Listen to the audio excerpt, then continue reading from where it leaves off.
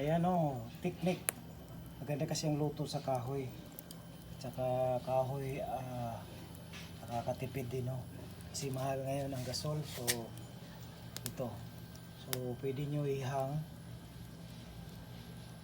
Tapos, yun, may alambre lang kayo.